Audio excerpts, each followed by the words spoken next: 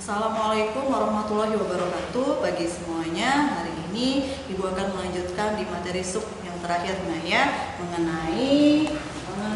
memahami nilai-nilai Sumpah Pemuda dan juga simbol-simbol negara.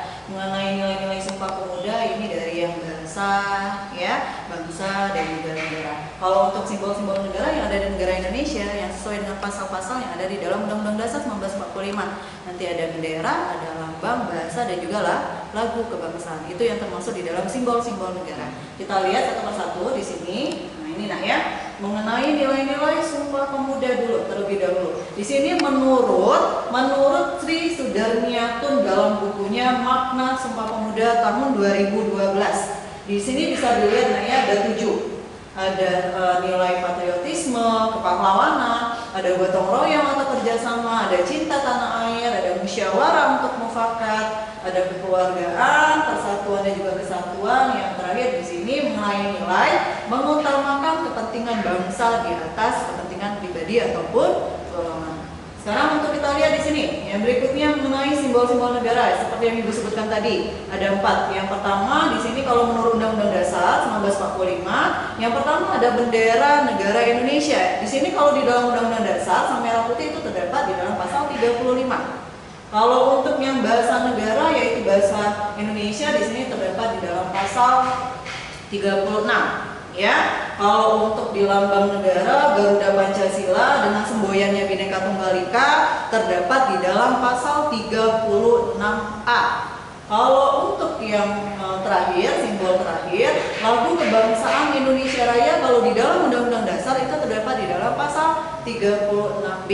Kalau semuanya ini terdapat di dalam Undang-Undang Dasar Negara Republik Indonesia tahun 1945. Jadi perlu diingat kalau simbol negara di sini ada 4. Sekarang lanjut. Di sini ketentuan masing-masing. Kalau selain di dalam Undang-Undang Dasar, di sini ada juga ketentuan yang sifatnya sebagai landasan konstitusional menurut Undang-Undang Nomor 24 Tahun 2009 atau landasan operasional. Di sini kalau ada yang pertama bendera negara bisa dilihat Di sini ketentuan-ketentuannya ada 200 x 300 cm untuk di lapangan Istana Kepresidenan, ada juga 120 x 180 cm untuk di lapangan umum, ada juga 100 x 150 cm untuk penggunaan di dalam ruangan, ada 36 x 54 cm untuk di mobil presiden dan juga wakil presiden, ada 30 x 45 cm itu untuk di mobil pejabat negara, ada juga 20 x 30 cm untuk di kendaraan umum, atau bisa juga 100 x 150 cm untuk di kapal, 100 x 150 cm juga sama untuk di kereta api, atau 30 x 45 cm untuk di pesawat udara, atau bisa juga 10 x 15 cm untuk di meja. Ini ketentuannya, tidak boleh sembarangan. Karena menurut Undang-Undang Nomor 24 Tahun 2009 sebagai landasan operasional. Untuk yang berikutnya di sini, mengenai bendera juga sama. Ini dapat dikibarkan atau dipasang di bagian apa? Di sini dilihat di dalam kendaraan atau mobil dinas, atau pertemuan resmi pemerintah dan juga organisasi, atau bisa juga perayaan agama atau adat pertandingan olahraga. Yang terakhir di sini mengenai perayaan atau peristiwa-peristiwa lainnya. Nah, di sini yang berikutnya mengenai sang merah putih sebagai bendera negara.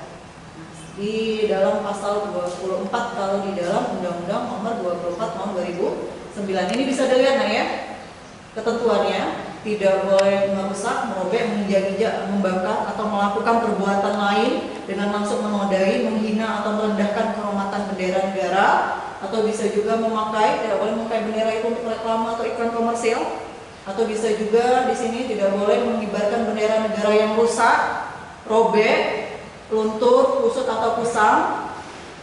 Ini ketentuannya tidak boleh mencetak, menyulam atau menulis huruf, angka, gambar atau tanda lain dan memasang lencana atau benda apapun di bendera negara, atau yang terakhir tidak boleh memakai bendera negara itu untuk langit-langit, atap atau pembungkus barang dan tutup barang yang dapat menurunkan kehormatan bendera negara. Karena untuk yang kedua, di sini ada mengenai bahasa negara, yaitu bahasa Indonesia. Sebelumnya Ibu bahas, kalau bahasa negara di sini bahasa Indonesia sebagai fungsinya sebagai bahasa resmi kenegaraan, pengantar pendidikan, komunikasi tingkat nasional, pengembangan transaksi dan juga dokumentasi niaga, serta sarana pengembangan dan juga pemanfaatan ilmu pengetahuan, teknologi, seni, dan juga bahasa media massa. Selain juga itu berfungsi sebagai bahasa resmi, pemerintah harus menggunakan bahasa Indonesia itu dalam forum-forum kenegaraan atau dokumen kenegaraan seperti peraturan perundang-undangan. Untuk yang ketiga, di sini ada juga lambang negara. Lambang negara pastinya ini Garuda Pancasila, ya, yang kepalanya menoleh lurus ke sebelah kanan, perisai berupa jantung yang digantung dengan rantai pada leher Garuda, dengan semboyan Bhinneka Tunggal Ika di atas pita yang dicengkram oleh Garuda. Ini lambangnya, ya, untuk penjelasan.